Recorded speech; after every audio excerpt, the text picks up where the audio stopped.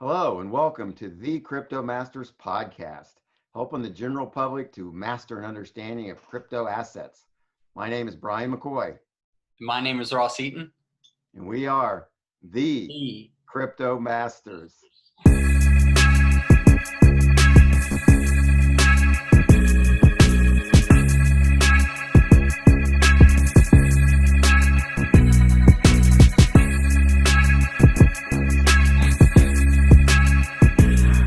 All right, let's get started with today's episode. Today we're going to discuss a decentralized prediction platform or prediction market called Augur. That's Augur. As a reminder, our goal is to provide information about crypto assets to help the public make investment decisions in the crypto space. We don't try to predict short-term movements, so this show is not for short-term traders. We provide information about different crypto assets to let you, the listener, make their own investment decision. This is not financial advice. As always, we give our listeners, the information to let you decide which crypto asset you may want to invest in for the long term. So, Brian, let's jump into Augur. We'll talk about another one. We'll give them another one to consider as part of their research. And Ross, tonight it's another token. We've covered a few now. I guess we covered several tokens, but this one is a prediction market token. It's called Augur. It uses the Ethereum blockchain. We've talked about the differences between a token and a coin. And this is a token, and its token within the Augur sphere is called reputation or REP. So its abbreviation is REP, and as we'll mention in a minute, they've updated recently, so now there's even a REP version 2. I think it's called that, but I don't know. Maybe they'll just call it REP again after it's the only one. So Ross, let me talk a little bit about what the white paper says about Augur, because a lot of people probably don't really understand or know offhand what a prediction market is. So the Augur white paper says Augur is a trustless, decentralized oracle and prediction market platform. In a prediction market, individuals can speculate on the outcomes of future events.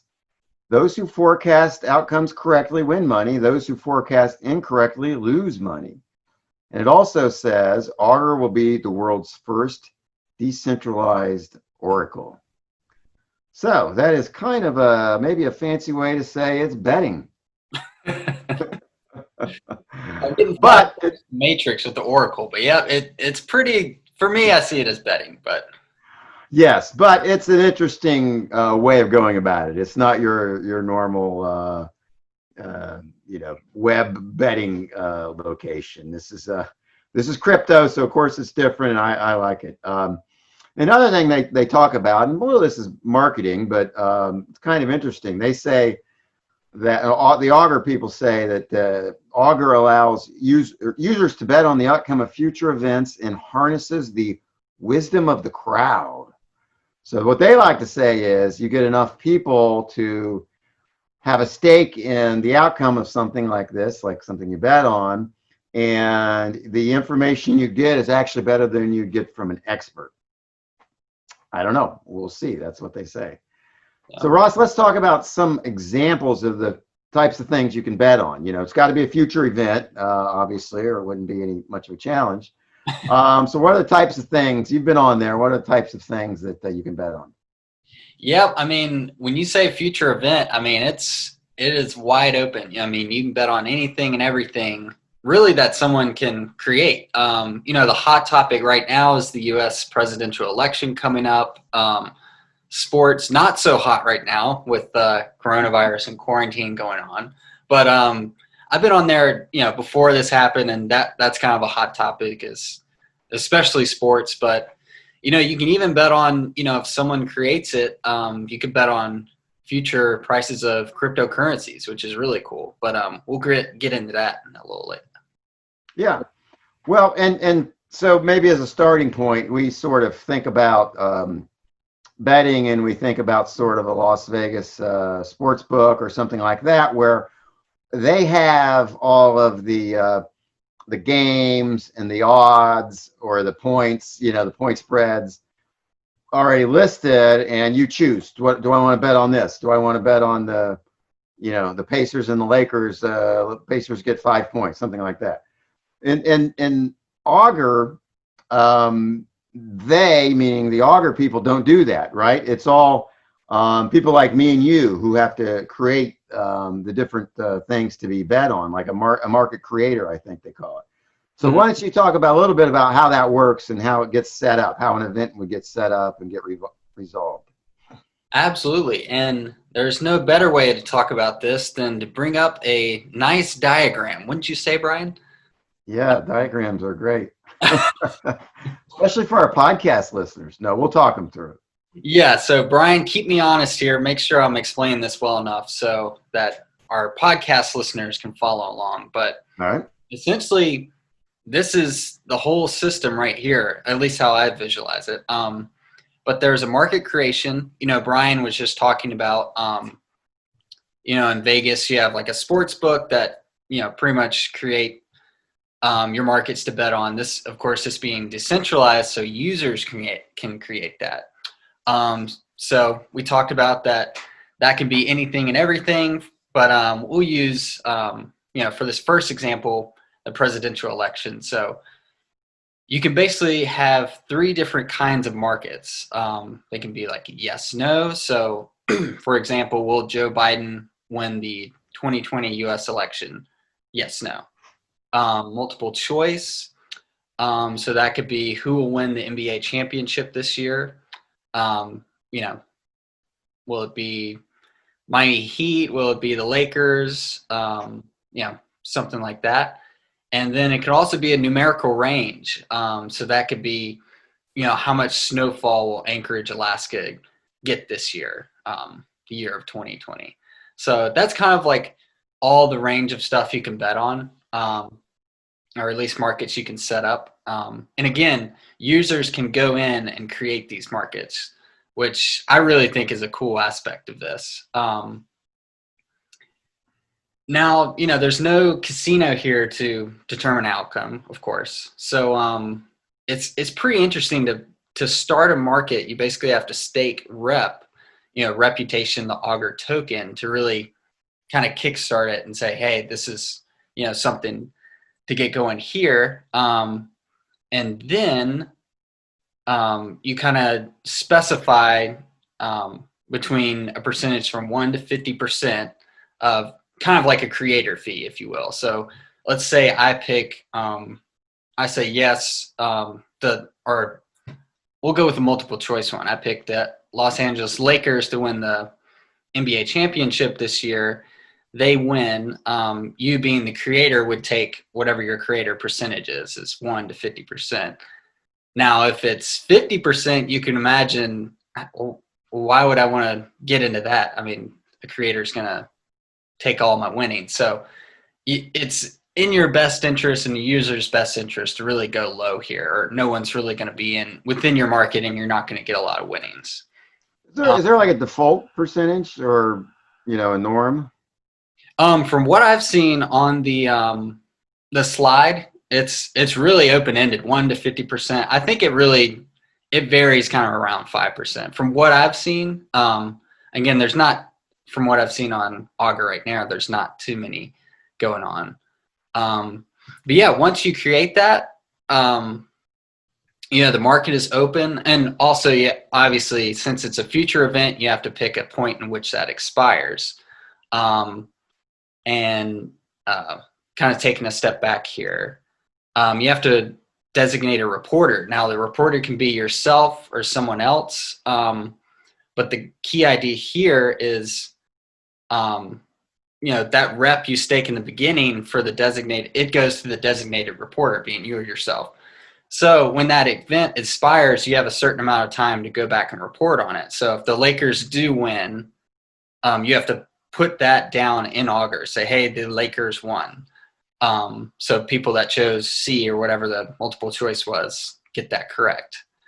So yeah, if that expires, you lose your rep, and then another reporter can report on it and gain that rep. So it's kind of open-ended after that.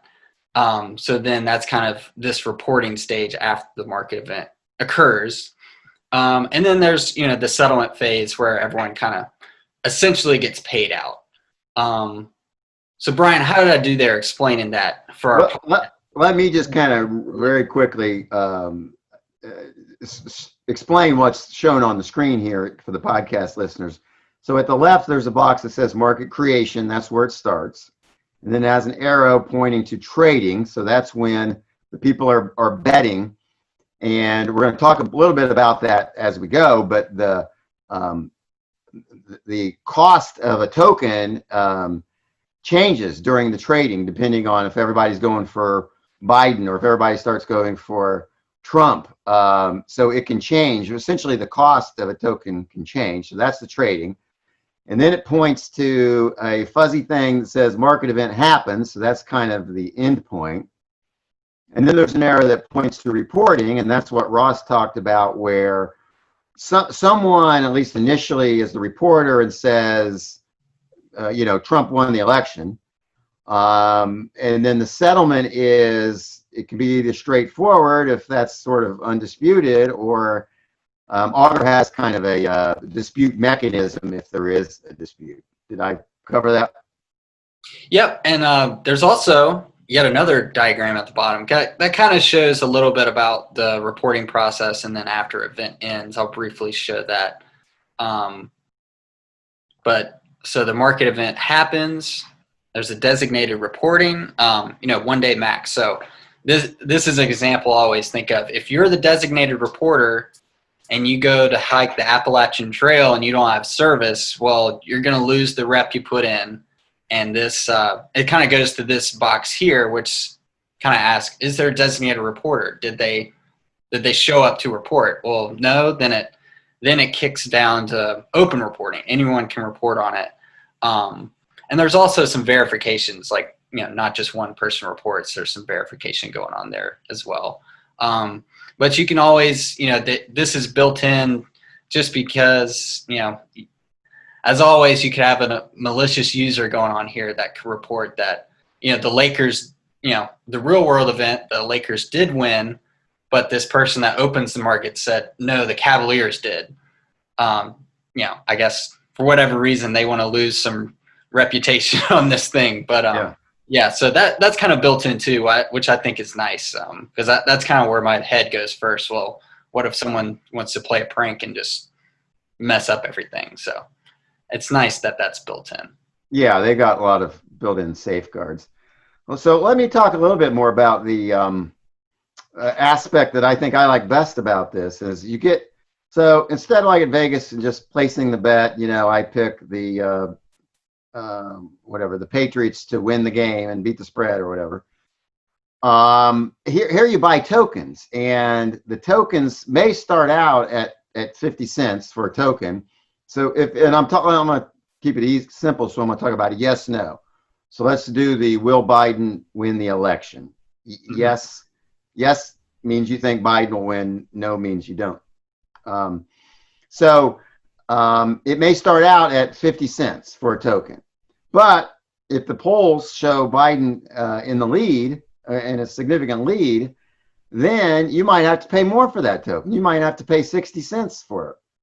And then on the other hand, at that point, the no, which in this case, there's really two candidates who have a chance, would be, you know, if you thought Trump was going to win, you could get that for 40 cents. So that's kind of cool. Then who knows, with the polls or something happens to one of the candidates, and let's say it changes dramatically. Let's say Biden goes up to, you know, looks like 80% chance he'll win. So now you got to pay 80 cents for a token. On the no token, now you're only paying 20 cents. And then you can trade. You can, like, so that if you bought before at 60 cents, you could sell that to somebody for 80 cents. So you don't have to wait for the event to happen. It's kind of like options trading. You can trade the contract. So that's pretty cool. And then the outcome then, of course, pays 0 if you lose, and it pays $1 if you win. And so, in a sense, the odds are factored into that, because if you only paid 40 cents for the coin, but you get paid $1, you know, you're getting more than your 1-to-1 odds. So it's an interesting way to do it. I think it opens some other possibilities as well that we'll talk about in a little bit. Yeah, definitely. And man, I do like betting. It is pretty fun. And I think from the prediction market standpoint, I don't know, just really see how users take off to one side or the other. I mean, you can really see outcomes pretty far ahead. So it is very interesting. So. And we'll have to check in on it. And if there's enough people, I mean, obviously the wisdom of the crowd only works if the crowd is big enough. But, I'd like to see what the wisdom of the crowd says about the presidential election when we get a little bit closer, and then see, if it really does shake out.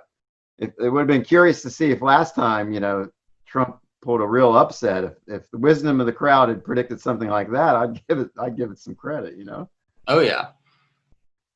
All right, so Ross, you're going to tell us a little bit more about how it actually works, but there were some recent changes that we'll talk about, but the betting is actually done with DAI, as I understand it, which is a stable coin from the Maker project. Their stable coin is called DAI. It's linked to the US dollar. So at about all times, one DAI equals $1, very, very close to that.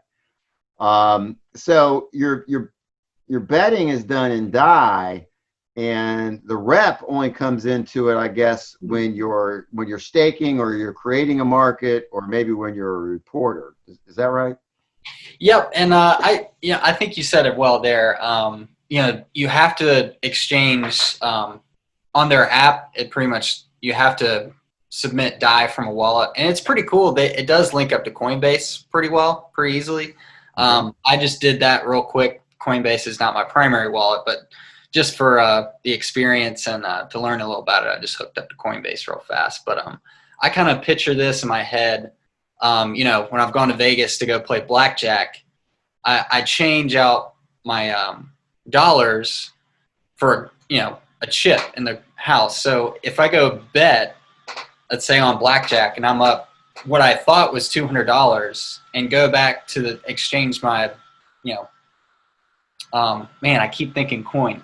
The chips, yeah. I'm getting so tossed up here with all these tokens, coins, and stuff. But I would be pretty ticked off if they use something like Ethereum that fluctuates. I mean, as we know, it can fluctuate greatly in 4 hours. And they're like, at the start you think you're up 200, and actually you just broke even. So it kind of wasted all my time. So that's how I think of the stable coin here.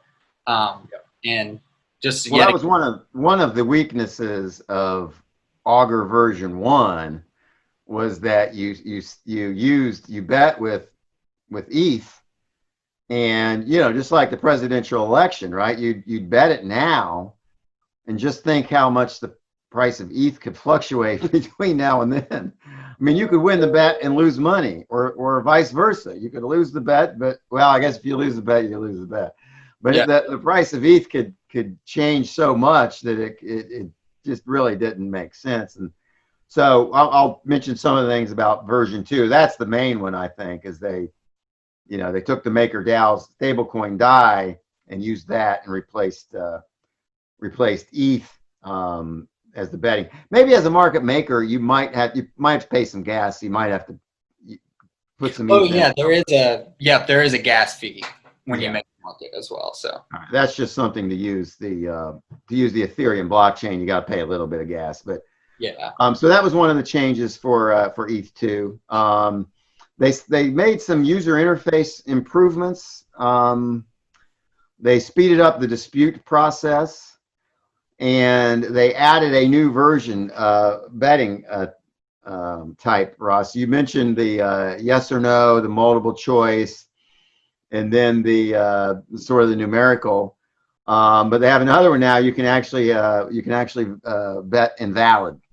so I guess if the maker, the market maker, phrases the issue really poorly, and you're like, wait, this is just going to lead to an invalid outcome, you can actually put your bet on invalid, which is kind of interesting. Yeah, and I'll say, getting on there, I saw some markets where I can't remember what it was, but the phrasing was just way off. I was like, what? This is stupid. But then I saw at the top, it's kind of flagged and says invalid, or pending Oh, yeah. dispute I or guess something. if they see something that's that blatant, they'll flag it. But otherwise, sometimes you don't know that there's going to be a dispute until the end, and so I can see there being times where you didn't anticipate it being invalid, but it turns out it is. Yeah. All right, let me do a little bit of the some background facts that we usually do. There's total supply of 11 million rep. There's no mining, like we said. It uses the Ethereum blockchain, so there's no need to mine the rep. This was one of the first ICOs for Augur. It was one of the first ones back in 2015, and they sold 8.8 million rep of the 11 that I talked about before. So that leaves 2.2 million that went to the team and the community, and that kind of thing. So rep is available on a lot of exchanges, including in the U.S. Like you said, Coinbase, Coinbase Pro, Kraken, I think all have it. So it is one that almost any of us can buy. The team behind it, the main two guys are called Jack Peterson and Joey Krug. They are blockchain veterans, not big names currently because of any kind of Twitter presence, but seem to be pretty well respected. And I'm just going to throw in this, Ross. The biggest competitor, I think, right now on the prediction market is one called Gnosis with a G, Gnosis. I'm glad So you that's told me. one. I wouldn't have gotten it. I don't know if I got it right, but it looks to me like it's probably a silent G. But we can call it Gnosis. That's fine. Anyway, so there are competitors. There are others, which is always good, I think. Yeah. I always think of it from going to New York, how good the food is. If there's tons of pizza places around, pizza's got to be good. Am I right? No? Maybe I'm just hungry. I don't know. Yeah. Well, and maybe this could be like some of the other markets, we've talked about before, like Bitcoin, for example. It was the first one out there, by far, it's our leader in this crypto space. But some of the other projects that have come along have seen its weaknesses, and there are some, and they've attempted to improve that. And so, Augur was a pretty early, token. It was one of the first tokens actually on Ethereum blockchain. So there are going to be some others out there to see the weaknesses and try to correct it. Now, credit to the Augur team, they did come out with version 2, and as I understand it, it definitely made a lot of improvements. Mm-hmm. Yeah, just the use of the DAI coin alone, that one had to be fixed. So yeah, that was a big one. So Ross, you went on recently, and you said how you transferred it from Coinbase. You had to get your DAI on Coinbase and then transfer it over. From there, what did you see? Sort of just on a high level, how did it work? Or if one were to go on there, what would they see? Yeah, for sure. So you open up the application. You've got various markets to choose from. They do have a nice category section, which is pretty cool. So you can go into sports, you can go into politics, whatever floats your boat there.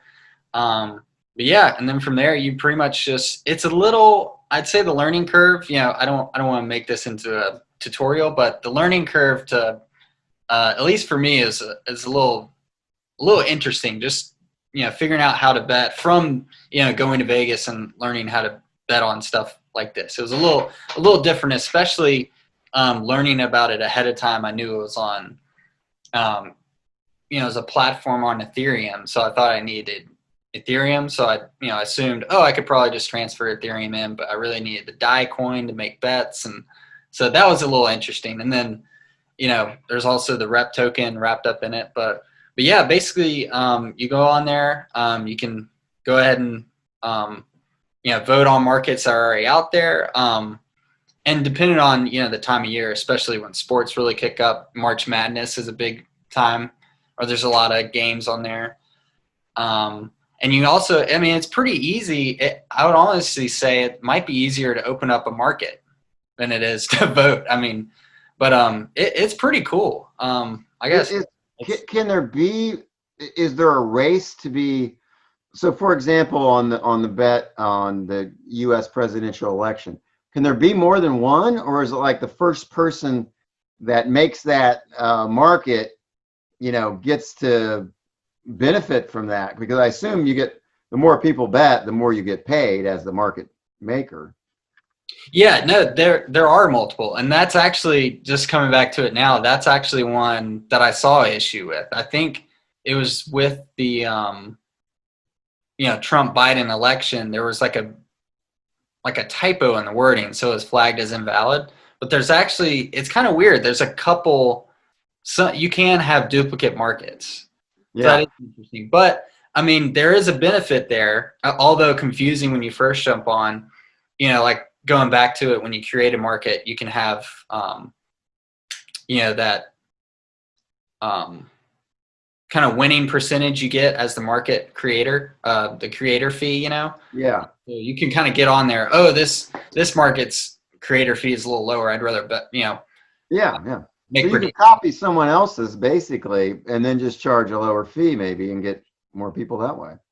Yep. I mean, at least from my experience, I didn't even think that was possible, but looking back to it, well, you can create any market you want. So yeah, there are duplicates on there. Just that makes sense. Otherwise, the person that first did the election one would just make a fortune.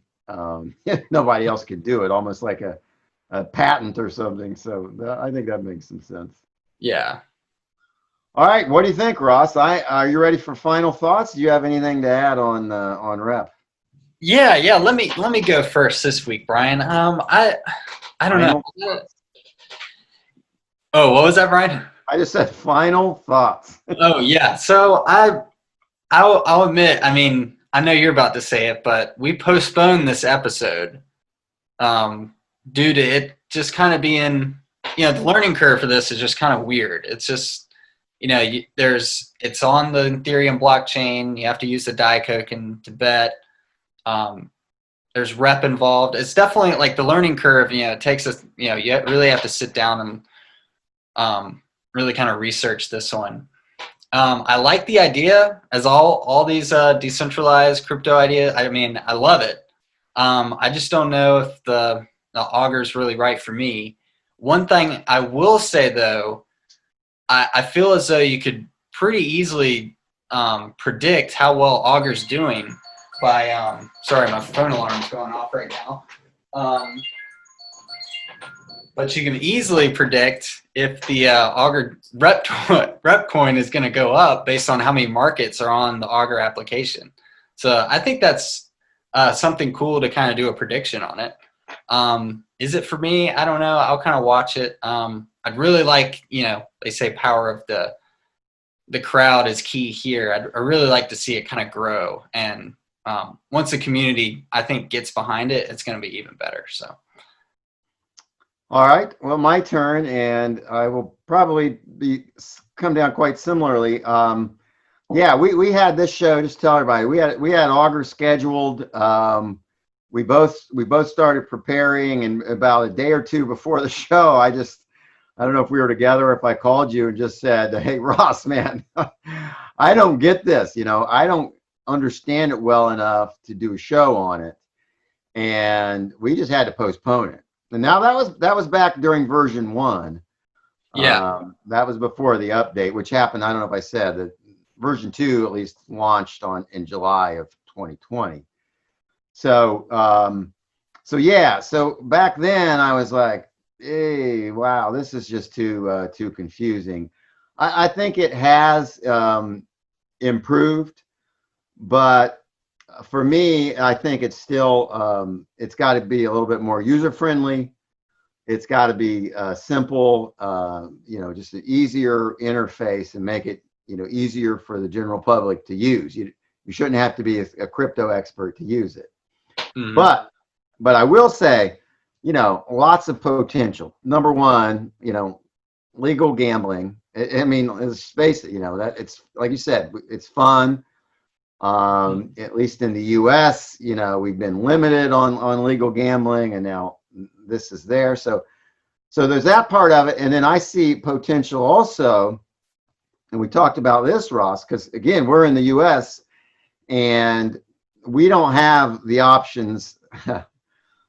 Funny word. We don't really have as many places where we can go, as many exchanges we can go on as a lot of people. So, for example, the Deribit exchange is apparently the leader for options on crypto assets.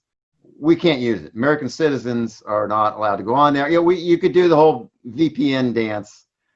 Yeah. Pretend you're somebody else and do it. But other than that, we can't legally do it. So I can see potential with Augur of someone setting up a market maker setting up markets similar to what they are for the options. And I'm just going to totally make something up, but on Deribit, you might be able to say something like, Bitcoin, November 2020 at $16,000. So you could similarly set up something, it sounds to me like, on Augur that says, will the price of Bitcoin, meet or exceed $16,000 by November 1, 2020. So you could bet on that. You could bet yes. And essentially, in a way, it's like buying an option. And similar to an option contract, the prices are going to vary. So, you might only have to pay 40 cents for it. If the price of Bitcoin in October is only at 12,000, then that's going to go down. You can buy that cheaper, and who knows, it may. In any ways, I see that as a possible way, as a possible substitute for the options market. And I like that, and I'm going to explore that. But I got to say, so for now, for me, this is on my watch list and maybe my learn list, like get on there and explore and also check out the competitors. But I think it has potential, but right now I got to say it's not user friendly enough. So it's not on my buy list.